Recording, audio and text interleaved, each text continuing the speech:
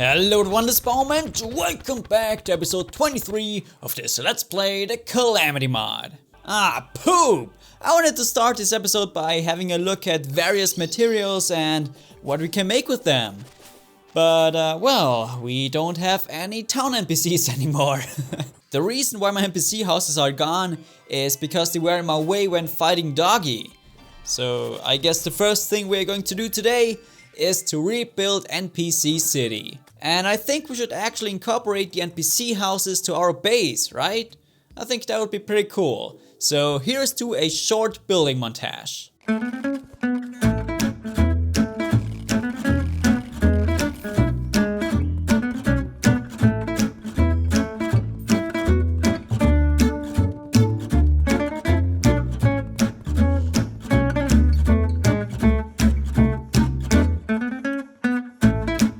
I know it doesn't look good, but I don't care. I just wanted to have my guide back. I'll make it look a little bit better after I'm done recording here. And I will also add teleporter doors to access NPC City. So apparently the Terragon armor was moved post Moonlord, or even post Providence, I forgot. But now it's probably a tiny bit better than the Serok armor. Maybe, but I don't really care. We are going to craft the godslayer armor soon anyway. Living Dew, 10% increased damage reduction, plus 5 defense and increased life regen while in the jungle. And it's a material. And the upgrade probably combines with similar accessories, right? And I assume it also gets rid of the in the jungle thingy. Radiant Ooze, you emit light and regen life more quickly at night. And it's also material. And if I had to guess, it probably can be combined with the Living Dew, right? There are some really interesting looking weapons we could make with bloodstone cores. Though I have no idea where I actually got this stuff from. Come on, really? The next boss summoning item requires bars of life? Man, I'm not too happy that I found out about that. Corrupt Flask does stuff while in the corruption, and it's a material. So all of these accessories most likely combine into one great accessory, right? So let's craft something with bloodstone cores now. I think the lacerator could be a great weapon. Enemies that are close to the yo-yo will have their life drained. That sounds pretty good to me. So I will spend some time here in the jungle now and try to get all the materials for the Living Dew accessory.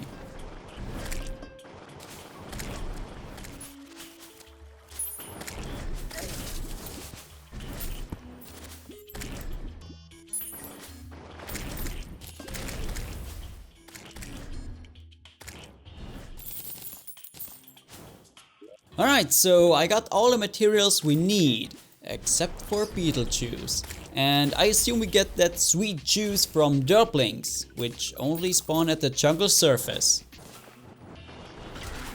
There we go, beetle juice, awesome! Nice! And I'm pretty sure we got everything now. Yep, sweet! Living Dew, 10% damage reduction, plus 5 defense and increased life regen while in the jungle. Man-eater bulb and trapper bulb should be pretty obvious where you get these from. Murky paste from spiked jungle slimies, gypsy powder from moths, and beetle juice from derplings. Awesome, let's go and see what it can be made into. Another super accessory perhaps? Honeydew. It doesn't look too insanely good, but it's still a material and it's super easy to craft, so let's go and do that pretty quick. We need a this, 10 of these, 10 of those, and that's it. Thank you very much. So let's check this item again at the guide. Ambrosial Impule or something like that. And yep, this accessory seems to be really good. And yep, it also gets rid of the "oh, you can only use this item in this and that area" thingy. Man, I really want to have this one just because of the damage reduction and the increased life regen. You simply can never have enough life regen, am I right? Alright, so next we should try to get the mats for the archaic powder. And we actually have most of it already. We just need one more bone dust. And please don't ask me where I got that stuff from, because I don't know it myself.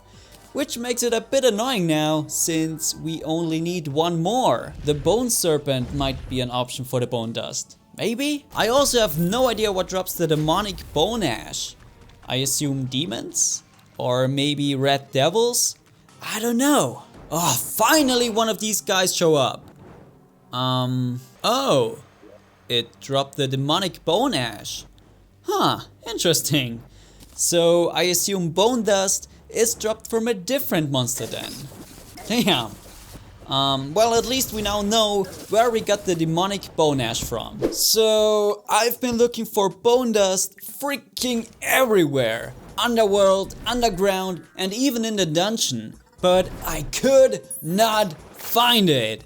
Which is kinda ridiculous since I got 2 bone dust sometime, somewhere. Anyway, I was asking peeps over at the Calamity Discord what monster drops it, and the answer was skeletons. As simple as that. Since normal skeletons don't spawn too often in hard mode, we are here in a pre-hard mode world. So I hope this doesn't take too long. Oh boy, yay, we got it, we did it, much excitement, can't you feel it?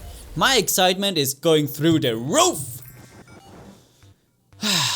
Anyway, let's get back into our main world. Nope, that's not right. Alright, but now we can craft the next part, Archaic Powder. 50% increased mining speed, 7% damage reduction and 3 defense. To craft it you need the ancient fossil, which I don't remember where we got it from. I remember we got it in episode 1 or 2, but I don't recall which monster actually dropped it. Demonic bone ash from bone serpents, ancient bone dust from skeletons, and some good old bones. Sweet! Up next is the Radiant Ooze, and since I'm all out of patience for today already, I looked up Murky Sludge on the interwebsies, and according to the Calamity Wiki, Murky Sludge drops from Mother Slimes and Black Slimes. Oh boy, back in our pre-hard mode world, looking for them slimies. Yay! It's kinda weird that I didn't get any Murky Sludge before, when I was farming for bone dust. I already see myself ending up with 1 million bone dust and no Murky Sludge. Please no RNG, have mercy. Oh, well that didn't take long at all. I'm a little surprised now. I already prepared myself to get insanely frustrated, but okay, I shouldn't complain and rather be thankful for RNG's mercy. Anyway, here we go now. Radiant Ooze emits light and more life regen. You need 5 Murky Sludges from Mother Slimes or Black Slimes and Purified Shell from the Slime God. Alright, sweet! So now we only need 1 more accessory before we can combine them to one awesome item. For the final accessory we have to find fetid essences, 3 of them to be exact. And we should get them from one of the corruption monsters. So I've been here for a good amount of time now and no fetid essences. And I'm just going to ask people on the Calamity Discord again and hopefully someone can help me out as to what monster drops it. Can you guys believe it? Fetid essences are dropped from Devourers. Not the Devourer of Gods, but the corruption worm thingy, which you can encounter even in pre-hard mode. And I actually prefer to look for them in a pre-hard mode world, simply because there is less competitive spawn, if you know what I mean. There is one, finally! And hey, it dropped a fetid essence. Why thank you, Mr. Devourer, that's very kind of you. Now we only have to find 1 more of these bastards. Hopefully just 1 more. Oh, I hear you, come on buddy. Son of a banana. Finally another one, please sir, drop me an essence.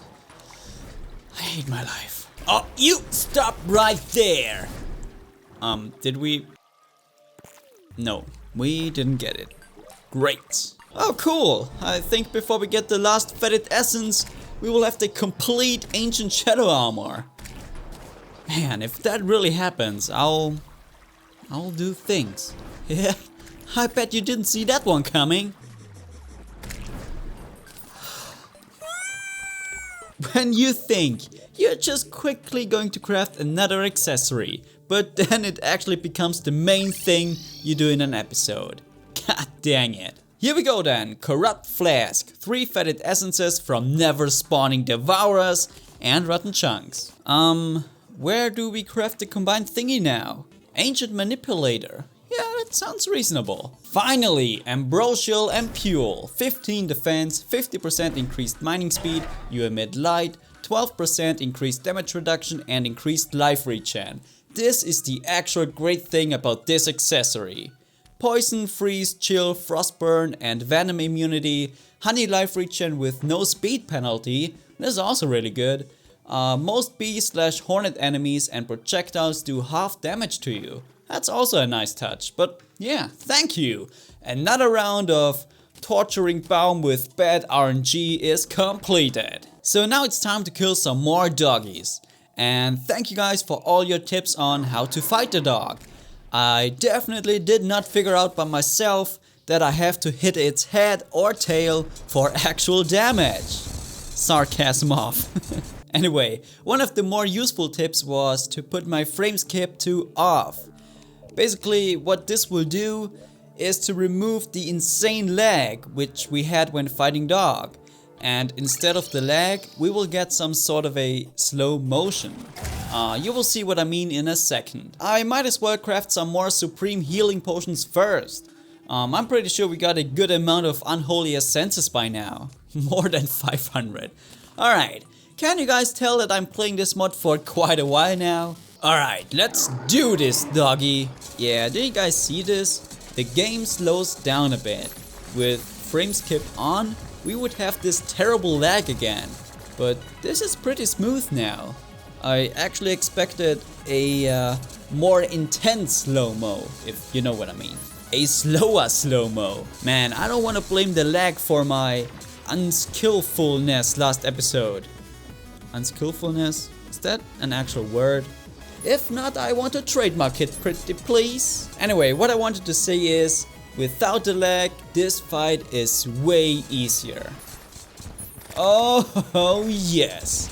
I think we unlocked the casual version of dog by setting frame skip to off. But I'm fine with that. I went through hell last episode already. Oh yes, please!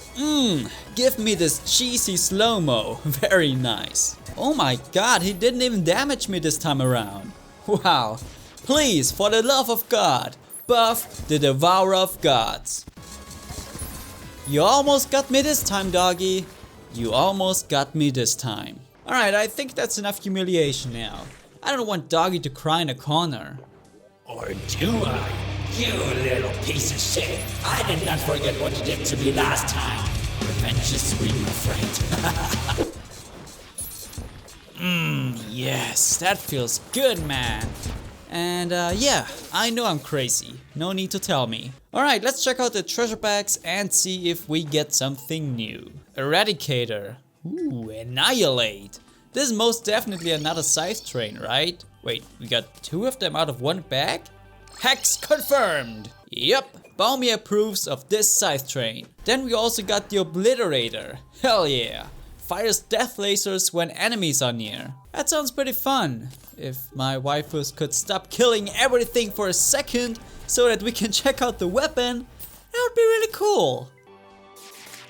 10 out of 10. Best blue slime killer I've seen in a long time. Next treasure bag. And we got Excelsis. Fires influx beams and summons laser fountains on enemy hits. If I could only hit the slime! I didn't see a fountain of lasers. Oh, only direct hits will do the thing. Gotcha. That's really cool though. Okay, we didn't get anything new. 100 platinum coins. Nice. So we now got 168 bars. And I think that's enough to make some stuffs with it. Neptune's Bounty, 666 damage. Neptune's Bounty, our first craft with Cosmolite bars today. And also Galaxia. Galaxia seems to be a pretty viable weapon, with its homing and apparently bouncy projectiles. Neptune's Bounty is also really good, though it doesn't have homing projectiles. Next up is the Devastation Sword, which we could have crafted a lot earlier, but well, I forgot about it. But now we can upgrade it again to the Devil's Devastation Blade. Hell yes! wielded by the progenitor of the underworld. You also need the True Forbidden Oath Blade and Cosmolite bars. Oh yes, this looks like a lot of fun. Sweet man, oh sweet Jesus, there are also projectiles raining down. Damn son, that's awesome. We should also craft the solar eruption, because I'm really curious what the upgraded version is like. Here we go, Morning Star, thank you. It got more range, right? But for some reason I expected a little bit more. Jesus, that DPS though, wow. Alright then, for the final craft of today's episode, we are going to craft the Godslayer armor of course. So here we go, greaves, helm and the chestplate. And of course we'll go over the individual pieces. Godslayer helm, 29 defense, 15% increased damage and critical strike chance, and +3 max minions. Taking over 80 damage in one hit will cause you to release a swarm of God Killer darts. An attack that would deal 80 damage or less will cause the attack to do no damage to you. Oh, that's kinda cool. Sub bonus, you will survive fatal damage and will be healed 300 HP if an attack would have killed you. What? This effect can only occur once every 30 seconds. While the cooldown for this effect is active, you gain a 10% increase to all damage. Holy poop! This sounds way too good! Instead of dying, we get healed for 300 HP. What? And only a 30 seconds cooldown? What? Godslayer chestplate, 36 defense, plus 150 max mana, plus 250 max life. 15% increased movement speed, enemies take damage when they hit you, attacks have a 5% chance to do no damage to you. Wow. Godslayer leggings, 31 defense and 35% increased movement speed. We don't really get an increase in terms of damage compared to the Xerac armor set. But jeez, the defensive effects on the Godslayer armor sound kind of OP to me. Or at least this is quite a massive upgrade to the Xerac armor. It feels like we are skipping 3 tiers of armors here. But anyways, we will see what the mod throws at us in the upcoming fights. Maybe we desperately need an armor like this. But yeah, until then, I hope you guys have enjoyed watching me derping around. And as always, thanks for watching mates, have a sweet day, and stay awesome! PS, please don't buff the Devourer of Gods. Thank you.